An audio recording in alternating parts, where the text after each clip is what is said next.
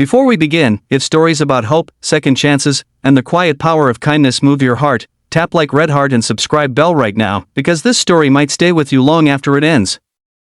The briefcase hit the pavement with a heavy crack, the sound swallowed almost instantly by the roar of traffic and the indifference of a city that never paused for anything or anyone. No one noticed except the girl sitting on the cold sidewalk. She couldn't have been more than 16. Wrapped in an oversized gray hoodie with frayed sleeves, bare fingers poking through holes in cheap gloves, she sat beside a cardboard sign that read in shaky marker, "Hungry. Not a thief. Just tired." People passed her like she was part of the concrete. The man who dropped the briefcase didn't look back. Tall, sharply dressed, moving fast while speaking into a wireless earpiece, he stepped into a black car that rolled forward the moment the door shut. The vehicle disappeared into traffic, taking with it any chance of realizing what had been left behind. Except, it hadn't taken everything.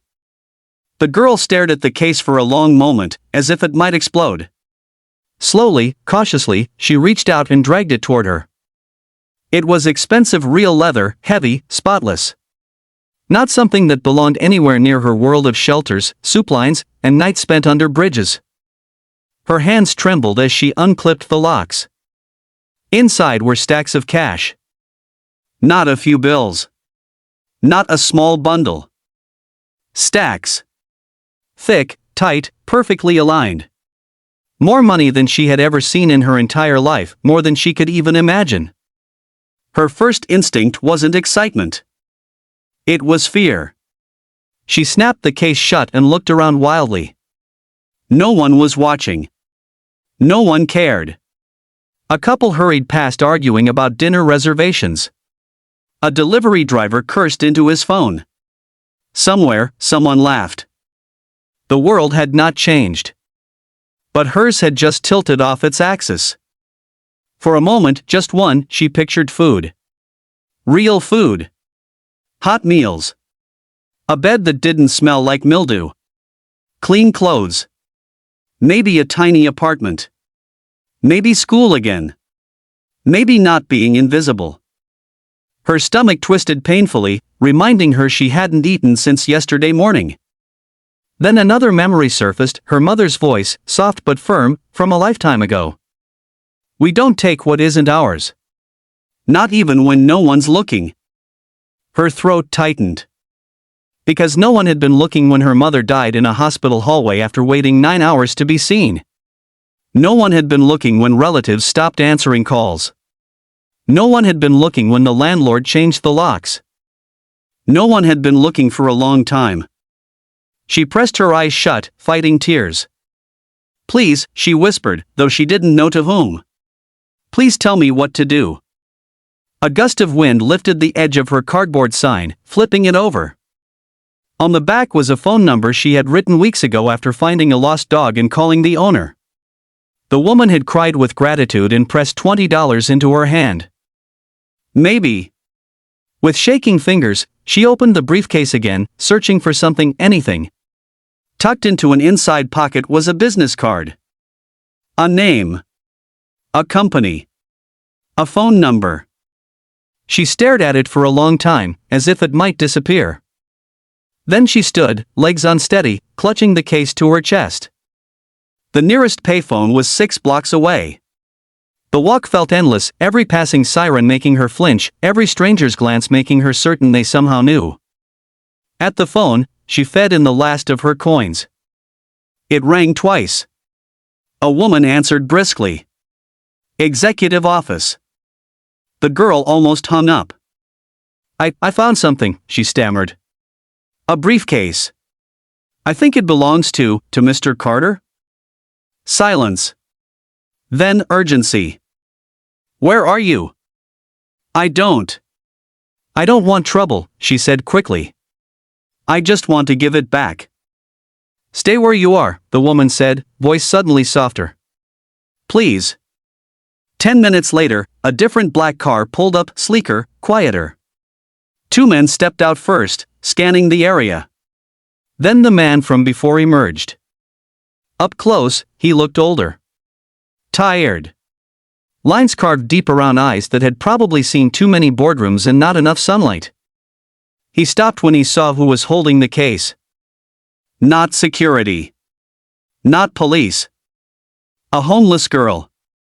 "You called?" he asked carefully. She nodded, unable to speak, and held out the briefcase with both hands like an offering. He opened it. Checked inside. Everything was there. When he looked up again, something in his expression had shifted, not relief, not exactly. Something heavier. "Do you know what this is?" he asked. "Money," she said simply. "Do you know how much?" She shook her head. "Enough to change a life." Her eyes flickered down, then back up. "I figured." "Why didn't you keep it?" The question seemed to hit her harder than anything else. Her mouth opened, then closed. Finally she shrugged, a small, defeated motion. "Because it wasn't mine." He studied her, really studied her, for the first time. The worn shoes with split soles. The hollow cheeks. The guarded posture of someone used to being pushed aside. "What's your name?" "Lena." "Lena, do you have somewhere to stay tonight?" She hesitated. "I'll find somewhere." That wasn't an answer. He looked at the case again, then back at her. "My daughter would have been about your age." The words slipped out quietly, as if they had been waiting years for air. Lena didn't know what to say, so she said nothing. "She died," he continued, voice rough. "Car accident. Drunk driver." "I'm sorry," she whispered. He nodded once, blinking hard. After that, everything just became numbers. Deals. Money. "I stopped seeing people." His gaze returned to her. "Until today." From his pocket, he pulled out his wallet. She stiffened. "I don't want." He held up a hand. "Not charity." He removed a card and handed it to her. "This is the address of a foundation I fund. Go there tomorrow morning. Ask for Maria. Tell her I sent you." He paused. "They'll help you get housing, school, whatever you need." Lena stared at the card like it might burn her. "Why?" she asked softly. He looked at the briefcase. "Because you reminded me there are still people in this world who do the right thing when it would be easier not to." Then, after a moment, "and because my daughter would have wanted me to." Her vision blurred. "Thank you," she said, voice barely audible. He hesitated, then did something that startled even his security team. He stepped forward and hugged her. It was awkward at first, she was stiff, unsure, but then something inside her broke loose. She clutched the front of his coat, sobbing quietly, years of fear and loneliness spilling out all at once. He held on just as tightly. Traffic roared. People hurried past. The city remained indifferent. But for a brief moment, two shattered lives found a piece of something whole. The next morning, Lena almost didn't go. Hope was dangerous. It had disappointed her too many times. But hunger and the memory of that hug pushed her forward. The foundation building was bright, warm, smelling faintly of coffee and fresh paint. Maria turned out to be a middle-aged woman with kind eyes who didn't ask suspicious questions or look at Lena like a problem to be solved. Within days, Lena had a small room in a transitional housing program. Within weeks, she had clean clothes, medical care, and enrollment in school. Within months, she started smiling again. She discovered she loved science. That she had a sharp mind hidden beneath years of survival mode. That she could laugh without feeling guilty. The billionaire, Mr. Carter, checked in occasionally, never intruding, never demanding gratitude. Sometimes he brought books. Once he brought a birthday cake because Maria had mentioned Lena had never had one. Slowly, cautiously, they built something like family. Years passed. Lena graduated at the top of her class. Then college. Then medical school, fueled by scholarships and relentless determination. On the day she received her white coat, Mr. Carter sat in the front row, eyes shining with pride he hadn't felt since before the accident that had taken his daughter. After the ceremony, she found him wiping his eyes. "You okay?" she asked gently. He laughed softly. "More than okay." She hesitated, then said, "You know, that day you dropped the briefcase?" "I didn't drop it," he said with a small smile. "I left it. I just received news that a major deal had gone through. Hundreds of millions. And I felt nothing. I was angry at myself for not caring. So I threw the case out of the car without thinking." She blinked. "So, it wasn't an accident?" "Oh, it was," he said. "Just not the kind you think." He looked at her. "I never expected someone like you to pick it up." "Someone like me?" "Someone honest when honesty cost everything." Her throat tightened. "You didn't just return money that day," he said quietly. "You returned something I thought I'd lost forever." "What's that?" He smiled through tears. "Hope." She hugged him, this time without hesitation. And somewhere in the distance, a memory of a cold sidewalk and a cardboard sign faded into something that no longer defined her. Because one choice, one impossible, difficult, beautiful choice, had changed everything. So if this story touched your heart, don't scroll away. Tap like red heart, subscribe bell, and share it with someone who needs a reminder that kindness still matters, that honesty still matters, and that sometimes the smallest decision can rewrite an entire life. Because somewhere out there tonight, another briefcase is being dropped. And another Lena is deciding who she's going to become. Sparkles. Before we begin, if stories about hope, kindness, and second chances touch your heart, take 1 second to like red heart this video and subscribe bell to the channel, because this story may change the way you see the world. The briefcase hit the pavement with a heavy crack, then lay there, forgotten, as if it didn't matter at all. No one noticed. No one, except the girl sitting on the sidewalk. She couldn't have been more than 16. Wrapped in an oversized gray hoodie, sleeves frayed, fingers poking through torn gloves, she sat beside a small cardboard sign that read in shaky handwriting, "Hungry. Not a thief. Just tired." People passed her as if she were invisible. The man who dropped the briefcase didn't look back. Tall, sharply dressed, speaking urgently into a wireless earpiece, he stepped into a black car that pulled away instantly and disappeared into traffic. The girl stared at the case for a long time, afraid to touch it. Finally, she pulled it closer. It was heavy. Expensive. Smooth black leather, something that did not belong in her world of shelters, soup kitchens, and freezing nights under bridges. Her hands trembled as she opened it. Inside were stacks of cash. Not a few bills. Not a small bundle. Stacks. Thick, perfectly aligned, impossible to count. More money than she had ever imagined. Her first reaction wasn't excitement. It was terror. She snapped the case shut and looked around wildly. Nobody was watching. Nobody cared. Cars rushed by. A couple argued while walking past. Somewhere, someone laughed. The world hadn't changed. But hers had. For one dangerous moment, she imagined food, real hot food. A bed. Clean clothes. Maybe school again. Maybe not being invisible. Her stomach twisted painfully. She hadn't eaten since yesterday morning. Then she heard her mother's voice in her memory. "We don't take what isn't ours, even if no one is watching." Her throat tightened. Because no one had been watching when her mother died waiting in a hospital hallway. No one had been watching when relatives stopped answering calls. No one had been watching when she was forced out of their apartment. No one had been watching for a long time. "Please," she whispered, eyes shut. "Tell me what to do." A gust of wind flipped her cardboard sign over. On the back was a phone number she had written weeks earlier after returning a lost dog to its owner. Maybe. She opened the briefcase again, searching.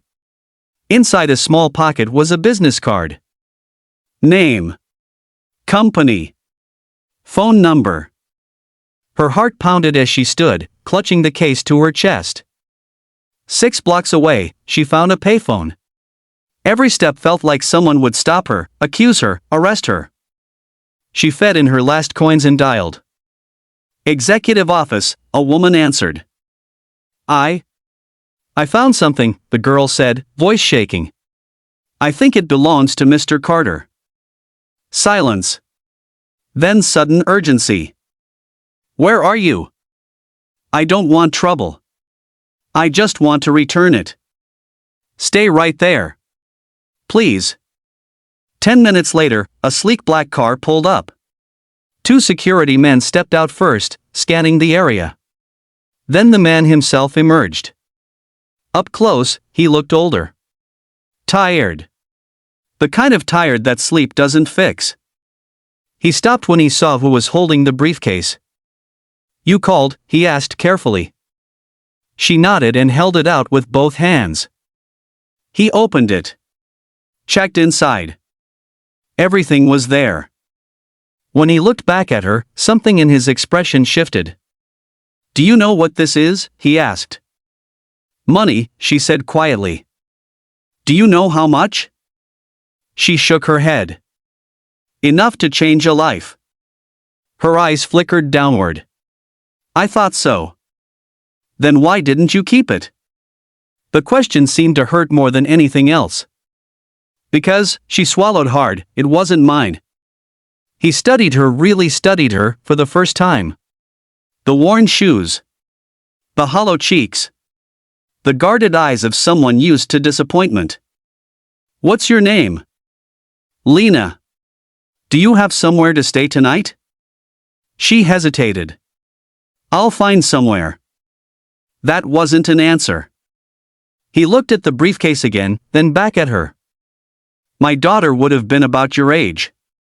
Lena didn't speak. She died. Car accident. Drunk driver. I'm sorry, she whispered. He nodded, blinking away moisture in his eyes. After that, everything became numbers. Deals. Money. I stopped seeing people. He looked at her again. Until today. From his wallet, he took out a card and handed it to her. This is the address of a foundation I support. Go there tomorrow morning. Ask for Maria. Tell her I sent you. They'll help you, housing, school, whatever you need. Lena stared at the card like it was something fragile. Why? She asked softly. He gave a sad smile. Because my daughter would have wanted me to. And because you reminded me there's still goodness in this world. Tears blurred her vision. Thank you, she whispered. Then, unexpectedly, he stepped forward and hugged her. At first she froze, then she broke. She clung to his coat and sobbed, years of fear and loneliness pouring out. He held her just as tightly, as if he needed the hug too. The city roared around them, uncaring. But in that moment, 2 broken hearts found something human again. The next morning, Lena went to the foundation. Within days she had a bed. Clean clothes. Medical care. Warm meals. People who spoke kindly to her instead of looking through her. Weeks later, she started school again. Months later, she began to smile. She discovered she loved science. That she was smart, far smarter than anyone had ever told her. That her life could be more than survival. Mr. Carter visited occasionally. Never intrusive, never expecting gratitude. Sometimes he brought books. Once he brought a birthday cake because he learned she had never had one. Years passed. Lena graduated at the top of her class. Then college. Then medical school, driven by determination and the chance she had been given. On the day she received her white coat, Mr. Carter sat in the front row, eyes shining with pride. After the ceremony, she found him wiping tears. You okay? She asked gently. He laughed softly. Better than okay. Then he said quietly, you know, I didn't actually drop that briefcase. She blinked. What? I had just closed a massive deal.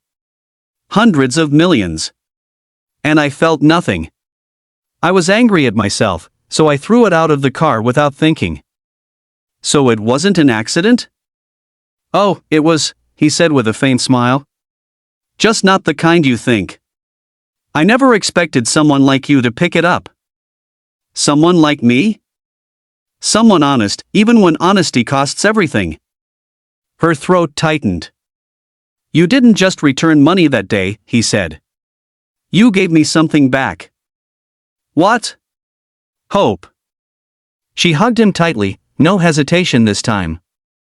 Far away, the memory of a cold sidewalk and a cardboard sign no longer defined her life. Because one impossible, beautiful choice had changed everything. If this story touched your heart, don't forget to like Red Heart, subscribe bell, and share it with someone who needs a reminder that kindness still matters, honesty still matters, and sometimes a single decision can rewrite an entire future. Because somewhere tonight, another briefcase may fall. And another Lena is deciding who she will become. Sparkles.